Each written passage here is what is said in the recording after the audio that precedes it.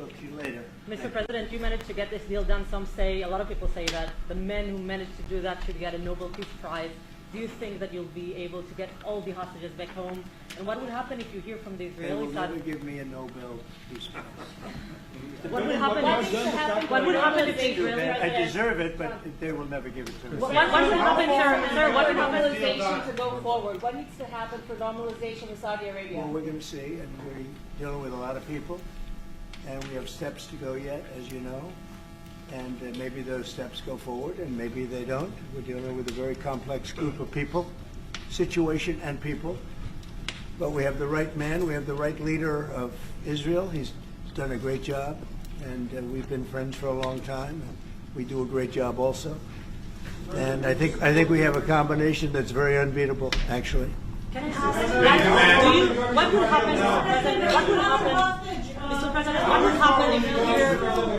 Wait a minute. Wait. Where's that person? Where's that person coming from? Come on, Yeah, go. Mr. You go. President, what would happen if you'll hear from the Israeli side today that they're not willing to go through with the deal to get all the hostages back home and finish the war? We'll see what happens. Whatever happens, we'll be prepared to handle the situation. Are the Saudis demanding Getting a Iran into the Palestinian deal, state? Mr. President. No. Are the Saudis demanding a Palestinian state? No, they're not. No.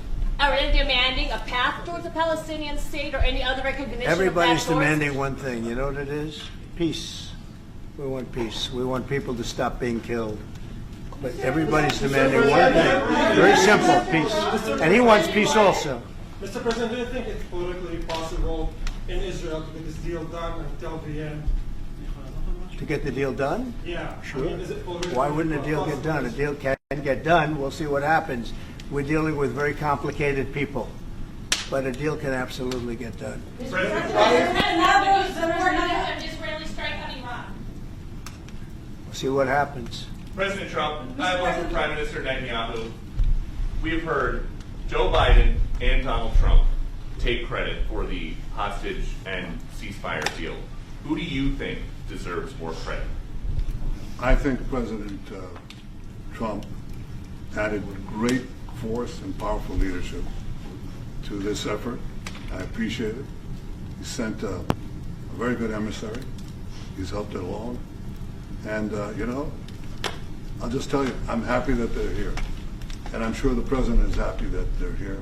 And I would think that's about enough. Prime Minister, what about Elizabeth Surkov, the Israeli hostage held in Iraq? What about the Israeli press taking a press conference in Israel and not in Washington? We would love to take a press conference to interview Prime Minister Netanyahu. President Trump. A few more question. Prime Minister Netanyahu, do you support going forward with this deal and getting all the hostages out? I support getting all the hostages out and meeting all our war goals that include destroying Hamas's military and governing capabilities and making sure that Gaza never poses a threat to Israel again. Are you willing? All three. Are you willing And to those agree? Are you things willing can go to agree? together? Are you willing Can you to agree promise with to the Trump's families vision that you to do bring all the everything to get the hostages out? I think Wait. that I should One at a talk to time. President One at a Trump. time. So Okay. I'll ask, do you agree with Trump's vision of getting all the hostages back home, even if it means to end the war?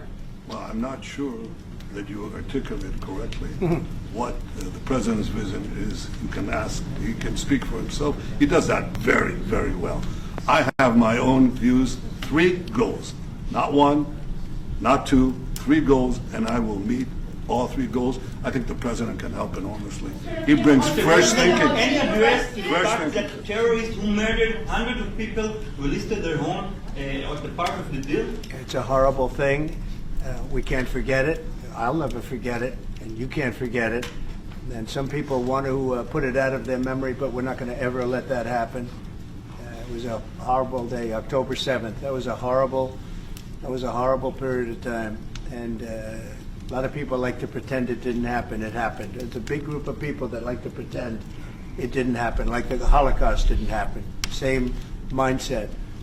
No, we're going to get this thing wrapped up, and we're going to get it done. We're also dealing, I think, very successfully with Russia, Ukraine. We're going to hopefully get that one done at some point in the not too distant future. That's a complex problem also, but we solve problems. When I left, we had no problem. There was no Ukraine and Russia fighting. There was no October 7th. There was nothing. And some very poor leadership led to a lot of problems and a lot of death. And it's a shame, but we'll put it out. We'll put out the fires. We have a lot of fires, but we'll put them out. Why do you still support the Palestinian state like the peace plan you presented in January 2020? Is this plan still on the table? Well, a lot of plans change with time, and a lot of death has occurred since I left and now came back. This death occurred not while I was here, but while somebody else was here. It shouldn't have happened. They shouldn't have allowed it to happen. It would have never happened, and that includes Russia. Ukraine would have never happened. Not even a little bit, not even a chance. But now we are faced with a situation that's different, in some ways better and in some ways worse. But we're faced with a very complex and difficult situation, but we'll solve the problem.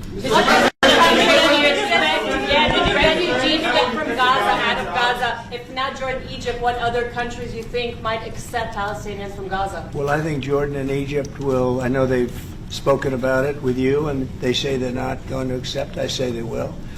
But I think other countries will accept also. I think that Gaza maybe is a demolition site right now. If you look at Gaza, it's all, I mean, there's hardly a building standing, and the ones that are going to collapse.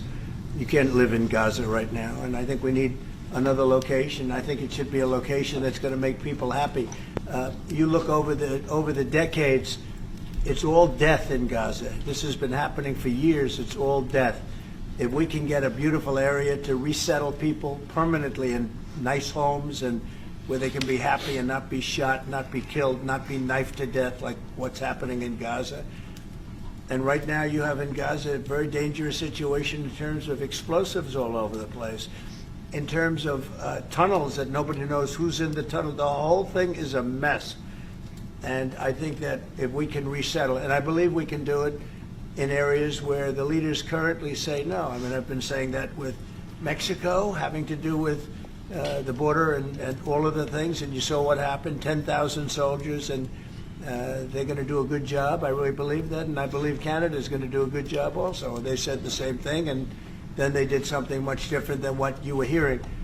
This is a very, very difficult situation, but we're going to get it solved. I don't think people should be going back to Gaza. I think that Gaza has been very unlucky for them. They've lived like hell. They lived like you're living in hell.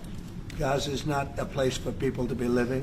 And the only reason they want to go back, and I believe this strongly, is because they have no alternative. What's the alternative? Go where? There's no other alternative. If they had an alternative, they'd much rather not go back to Gaza and live in a beautiful alternative that's safe. Mr. President,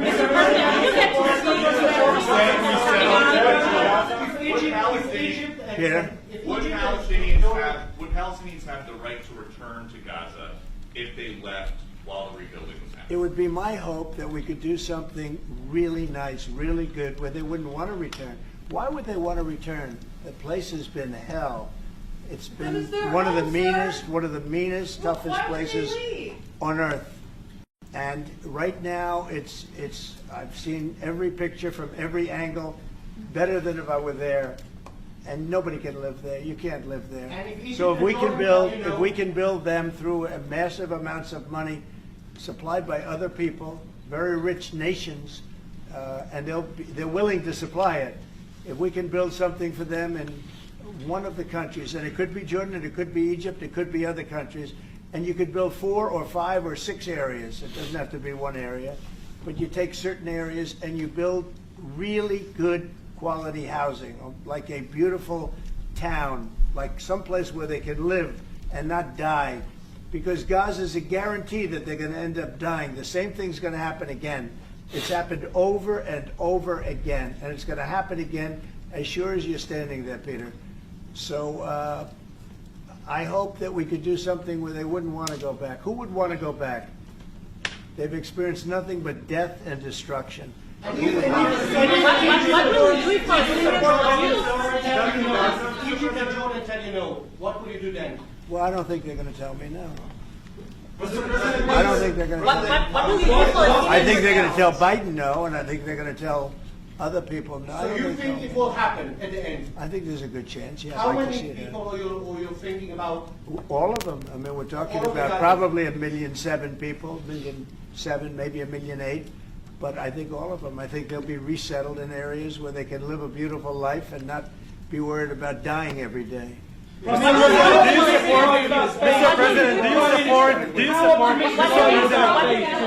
Mr. President, do you support building settlements, Jewish settlements back in Gaza in the next years? Say it. Building settlements, Jewish settlements back in Gaza in the next year. Do you support this idea? I don't see it happening. It's too dangerous for people. Nobody can go there. It's too dangerous. Nobody wants to be there. Warriors don't want to be there. Soldiers don't want to be there. How can you have people go back? You're saying go back into Gaza now? The same thing's going to happen. It'll only be death. The best way to do it is you go out and you get beautiful, open areas with the sunlight coming through. And No, that's you build not what I meant. something I meant nice. building Israeli They are not settlements going to back want in Gaza. They are not going to want to go back to Gaza. Prime Minister Netanyahu, what is your message to the families of the hostages that look at this deal, that are worried that this deal won't go through? What do you say to them at this moment? Same message I said from the beginning of the war. We'll get them out, get them back.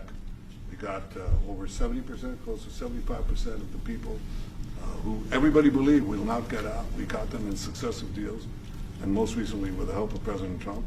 We're not going to give up on any of them, and we're not going to give up on our other war aims. Hamas is not going to be in Gaza, and we're going to get everyone back.